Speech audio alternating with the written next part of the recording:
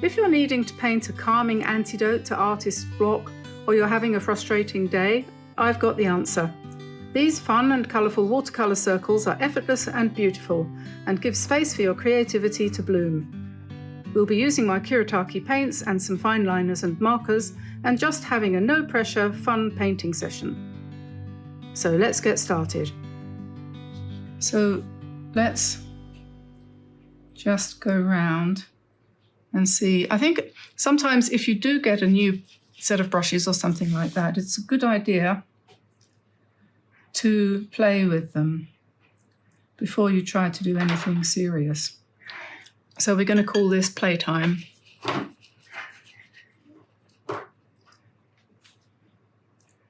I think I mentioned the other day, just changing the subject for a minute, that our cat, one of our cats, has had a quite bad fight with some neighbour's cat, and consequently he's having to be kept on a leash for a while. Oh no, I don't want that. I want something darker. So I'm just going to pop into the darker ones down here. So we'll put slight darkness around the outside. This is a good exercise, this kind of thing, in two things. Three actually. Using your brush, practicing with your brush, and playing with colour combinations and seeing what you like and what you don't like, and also water control as well. Yeah, those things. I'm going to use both sets. I'm feeling very, very fragmented today. So let's start the next one with something bright.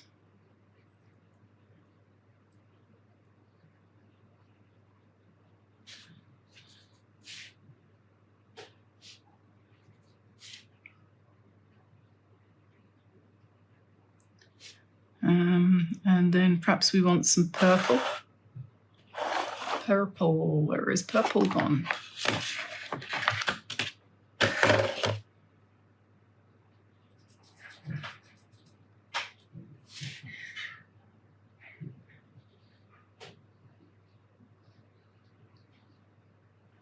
That's interesting, isn't it?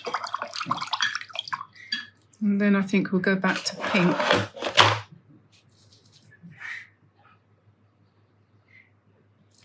Don't ask me what that scritchy noise is in the background, I don't know. Did you hear it? I think it might possibly be a pigeon on the roof.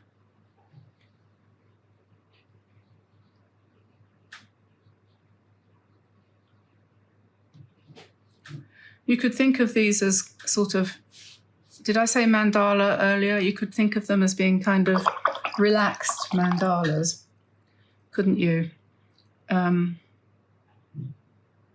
Mandalas are a bit more geometric than this, but they are circular, and the idea of the mandala is it's a continuous circle of life kind of thing that has no beginning and no end. And you could look upon these as being something like that, couldn't you?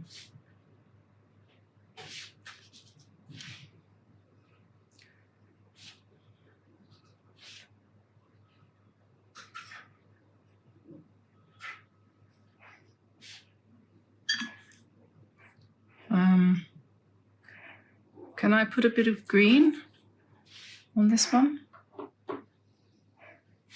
In contrast.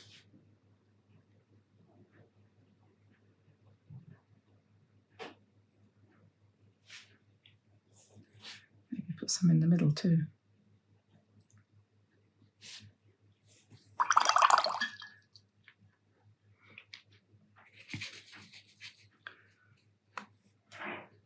It is sometimes really difficult to know what to paint, isn't it?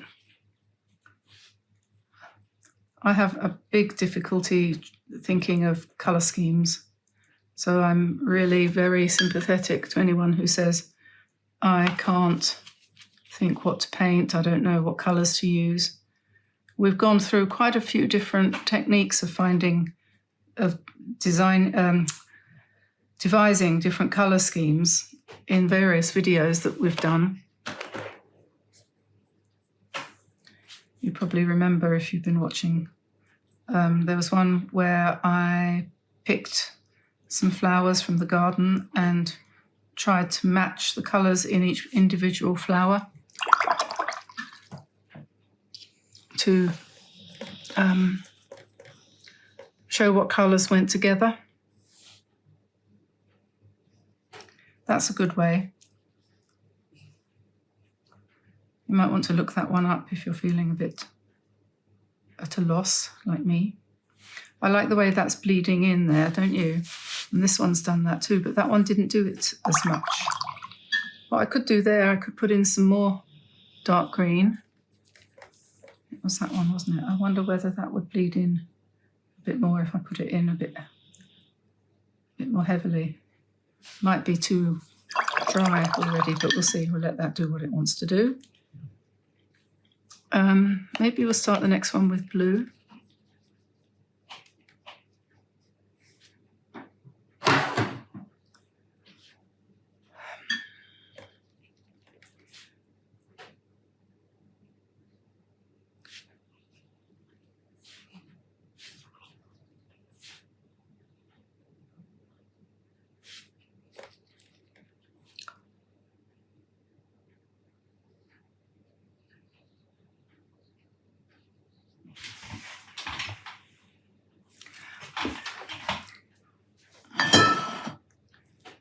Well, it is quite fun. This one's going to go darker. If I can make it do that.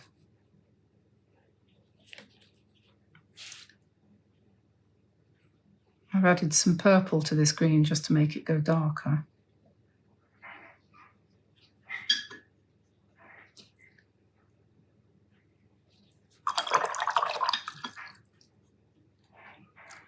And maybe I'll put some pink around the outside. What I was thinking I would do when I've done all these circles is to fill in the spaces with a background colour kind of thing. That one is, as you go on, you might find that you like what you're doing better than you did when you first started. It's possible. I'm going to do another blue one, but I'm going to do it down here. And of course, there's always the fact that you have your favourite colours. So when you get into it, you're going to tend to, I mean, blue is probably my favourite colour, but blue isn't the favourite colour of A, everyone, and B, the algorithm. You will find if you put paintings up, if you upload paintings to YouTube that are bluish, they will get seen lessish. Yeah, this is gold.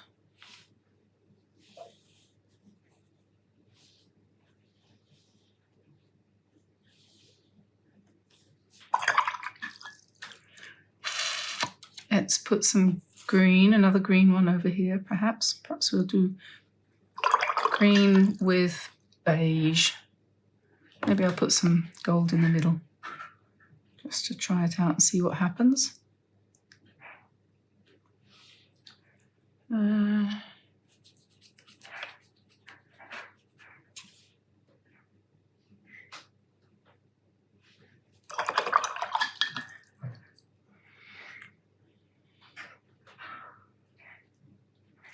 That's kind of silvery, isn't it?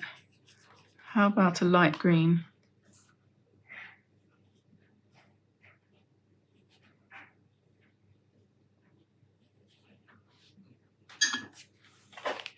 A forest green, perhaps?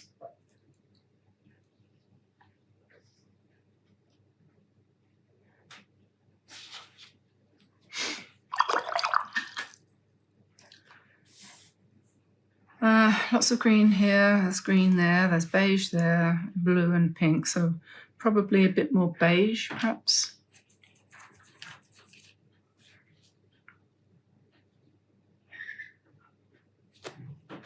And pink.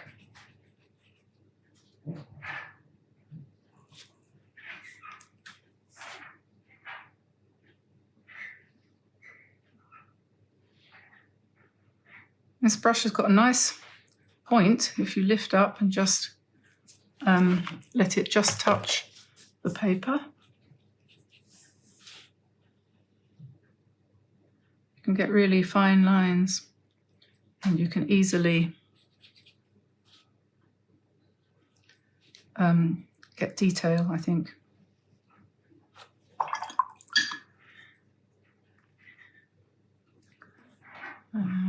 Let's put some orange around the outside of this one.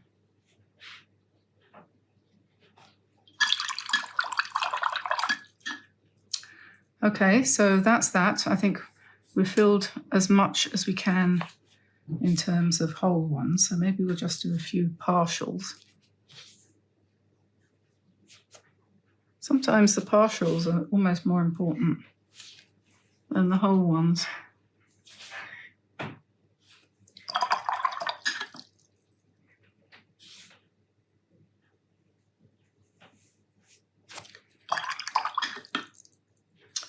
And up here.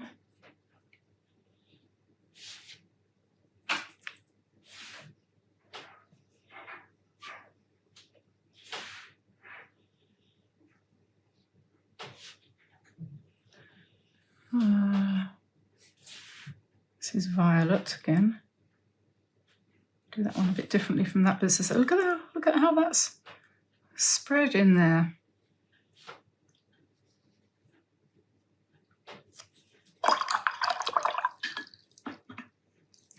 You never know, do you?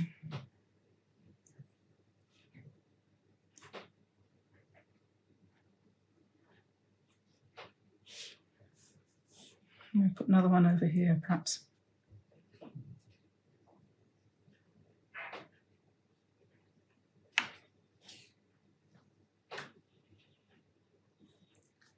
Okay, so that's pretty much full. So now I'm going to try to put a background in that's kind of neutral. And what I'm planning to do here is move that out of the way. I shall use these neutrals here and work my way across just randomly using the different neutral colours. Okay, so let's see what happens. We'll start with creamy colour. So every time, and it doesn't matter. Every time I run out of paint, I'll go into a different one on the palette.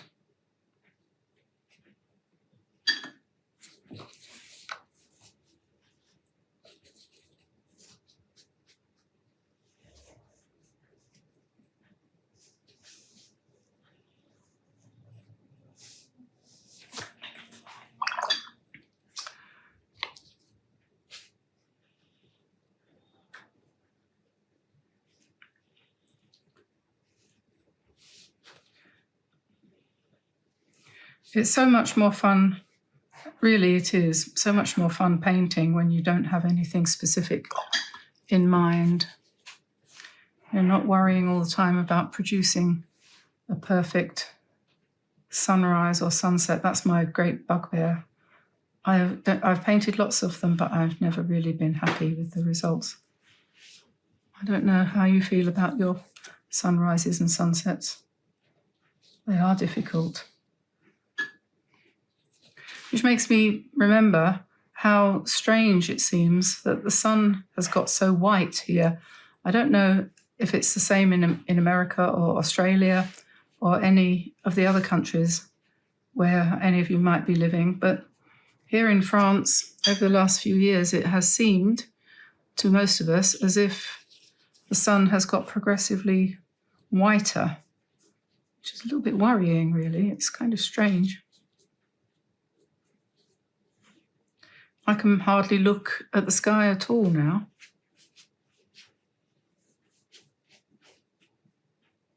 I'm becoming a bit of a mole, living underground, or indoors anyway.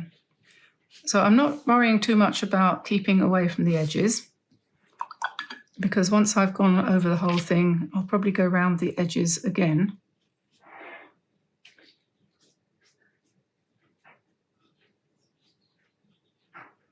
This kind of painting is really ideal to do with the Kuretake colours. They work really well for this kind of thing. So now what I want to do is to pick up some slightly brighter shades and go into my circles, perhaps in 2 places, and sort of wiggly lines. Might use this one here on the inside as well.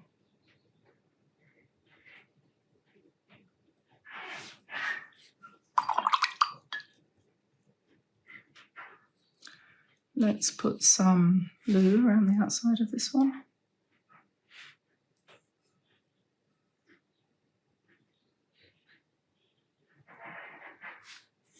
And when this is done and dry, we will do some line work on it. Looking for Violet. Where is Violet? But we are not going to use her naked.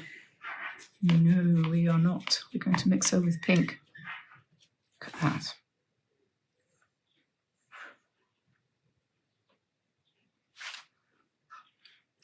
And some more pink.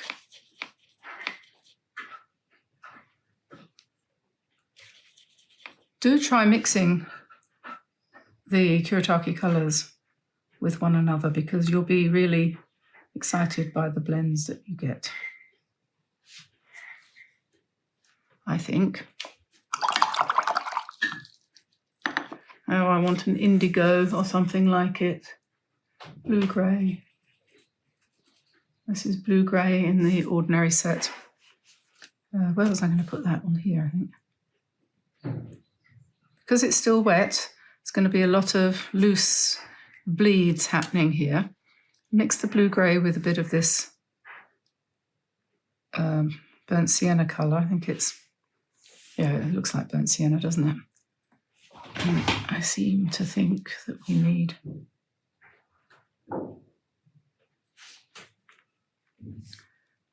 yep.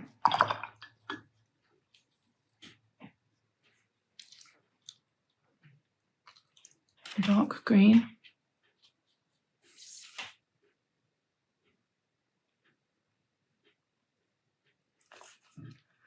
And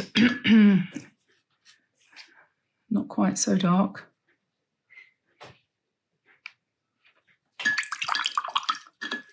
Okay, so now on top of the beige that I did there, I'm going to put a bit of pink.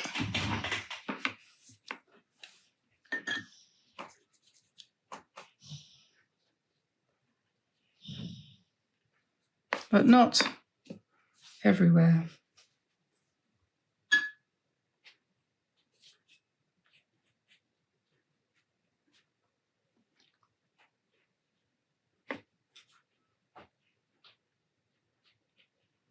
It's going to blend a lot with what's already on there. We have to be careful a little bit not to get it to turn completely mucky.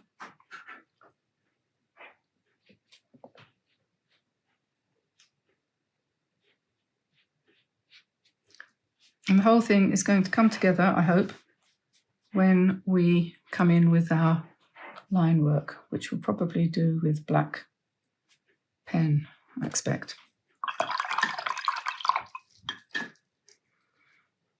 Now, because I'm short of time, I'm going to use the hairdryer, but I would recommend, if you have got the time, that you just let it dry. Okay, so I've got here white, gold, so that's a narrow white pen, a narrow gold, a fat white, and my Fudenisuke calligraphy black pen.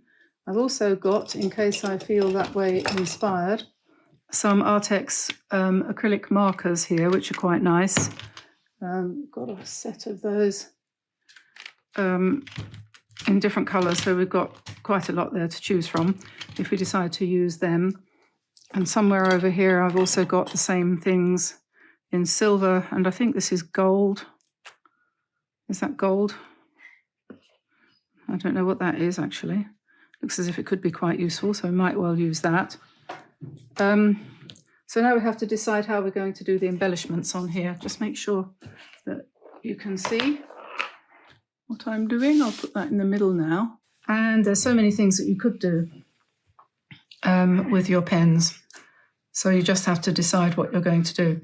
One way to get started is to look at the bits that are darkest and then think to yourself, maybe those might be the places where I could put some gold lines because they'll show up. So once you've started, that's the thing, don't hesitate too long, would be my advice. And just go for it. So this is varied because this dark line is varied. So that's good. So you can't really kind of get boring with that, can you? So that's a good start. And the whole thing will develop as you go on. So what I tend to do, which is probably not the most original way to start, is I do look for my darkest areas and then I put some gold in there.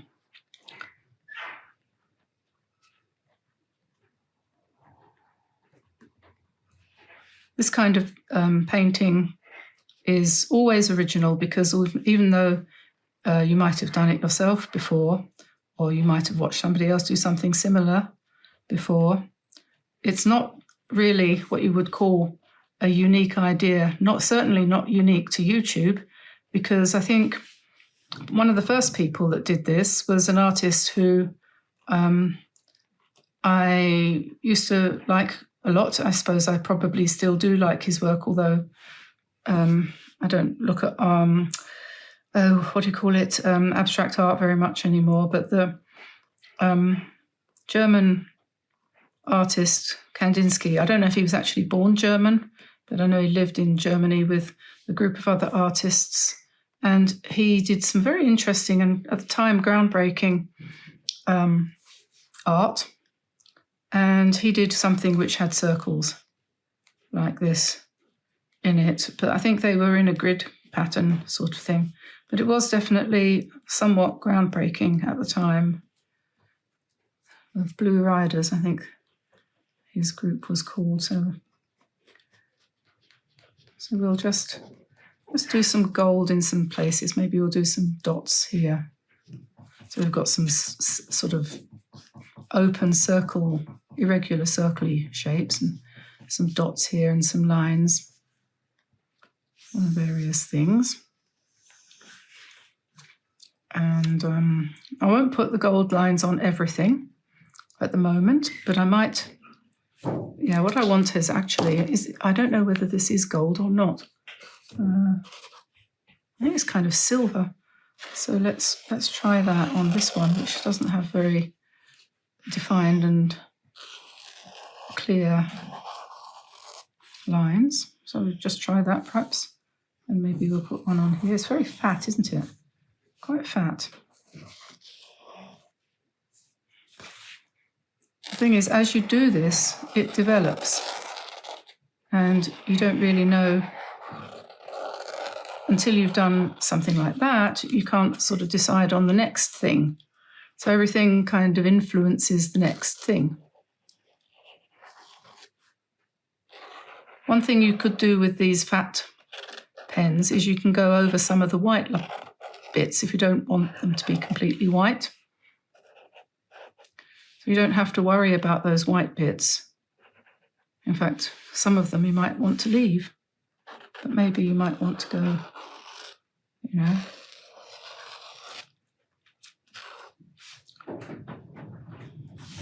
Did I put one on here? I don't think I did. Doesn't have to go all the way round. In places it might want to be kind of emphasized.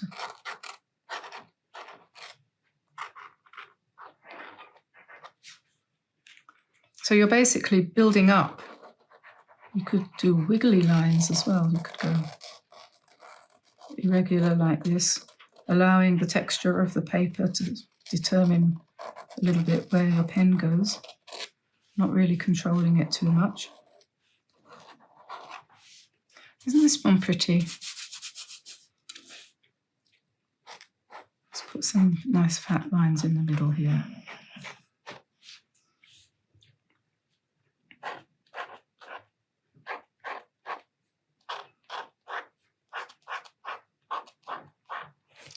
Okay, that's probably enough of that one. What else have we got? We could put some, let's put some white dots in.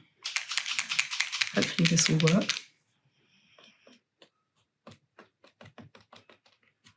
And do a whole patch.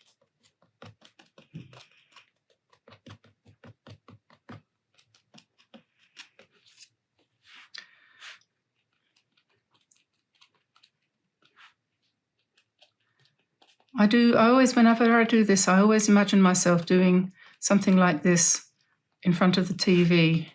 In a different life, I did have stages in my life where I did work in front of the television a lot. I wasn't doing art, but I was working while the TV was playing in the background. I've mentioned this before, and we used to run a business making maternity wear, actually, in the days when women needed to buy special clothes to wear when they were expecting. We had a business making clothes for ladies who were expecting babies and things. And there was a lot of sewing and ironing, pressing and hemming and all sorts of bits and pieces to be done. And I used to do it in front of the TV, watching things like the Rockford Files in those days when that was around. Now, I'm going to think about branching out, and no, I'm not going to do that yet. Not going to do that yet. I'm going to think about branching out there later. Let's try my calligraphic pen here, and let's do some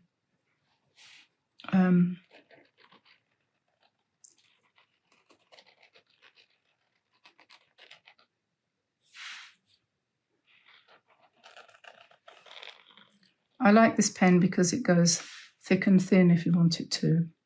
So you can press hard and get exciting patterns like that, which kind of do themselves. You just press and going along with your heartbeat, perhaps.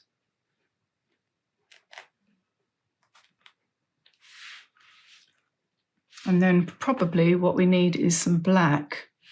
I have black. Is this a black Posca? Would this possibly work? Oh, that's gold. Okay. Black. There we are. He's hiding here. Yes. Just put some dots on here.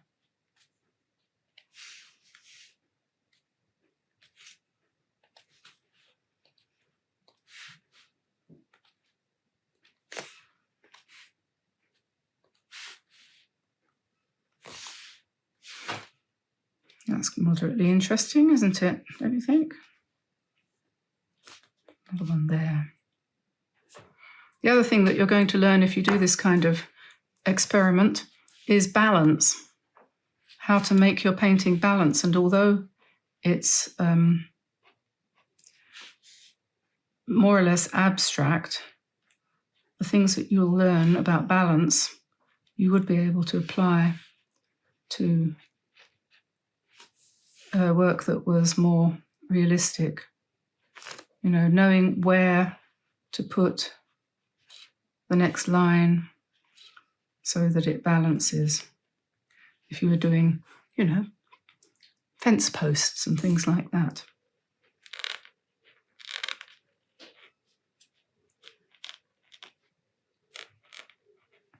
Professional artists make it look so easy.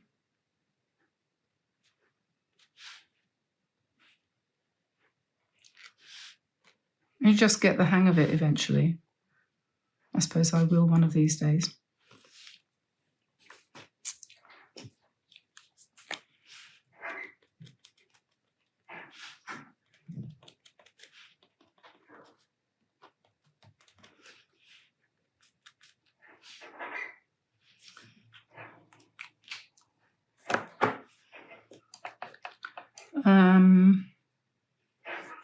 I think that's black, yes. There was one that was gold. Okay, this one. Right.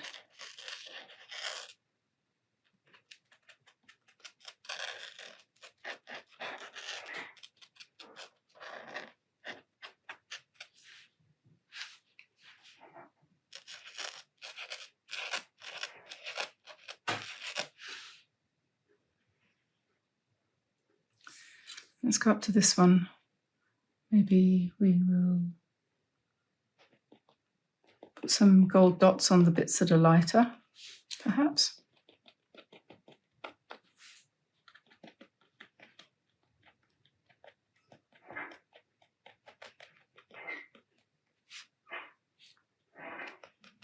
What I was going to say is that sitting in front of the TV doing something like this, it's a bit like colouring in if you're using one of those colouring in books. It doesn't matter. There's not too many decisions to make. You just go ahead and do whatever comes to your mind. This is the one I haven't used yet, isn't it? The white, which I'm always moaning about. But someone said to me the other day, and I think she's right, that these pens, these white ones, were originally invented for correcting black lines on white paper. And I've been trying that out in some of my doodles, and it's true. If you're drawing in black pen, and I suppose people used to do this all the time before everyone started to use computers, unfortunately, you could correct your ink work by using a white pen to go over it, and once it had been photographed to be digitized, you couldn't see the correction at all. Or even if it was actually a painting. I mean, I've got a few here that I've been doing recently, and there are corrections on here that you can't see at first glance. I corrected the eye of that dog quite a lot. This is different, don't take any notice of that. And, you know, where was the other one? Oh, yeah, here. There's a lot of corrections here. I can't even see them myself. And it works really well if you get used to it.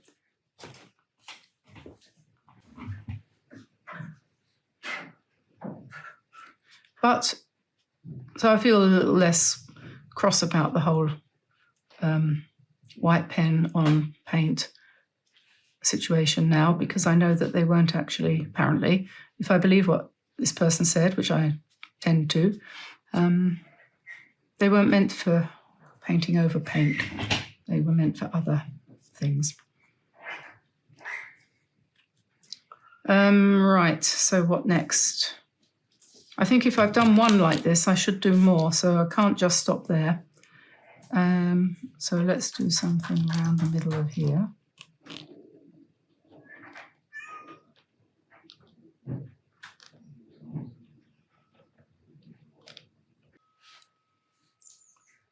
And I think we'll put some black on, maybe down here. Perhaps we'll go around the outside edge. Perhaps we'll do a double line around the outside edge.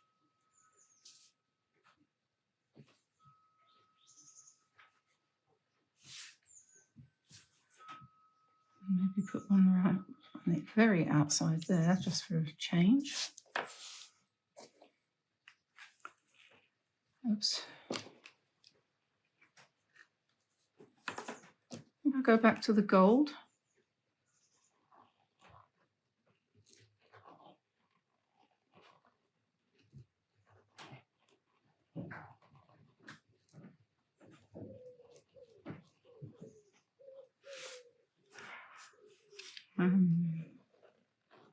More gold around here, perhaps.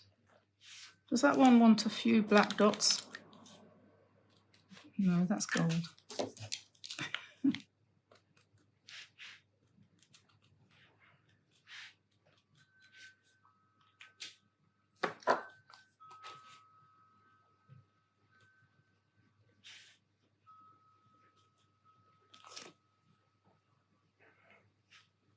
When you do this, if you have a go at something like this, yours will be completely different from anybody else's. And I think that's such a good thing. So I'm going to stop here because it's lunchtime.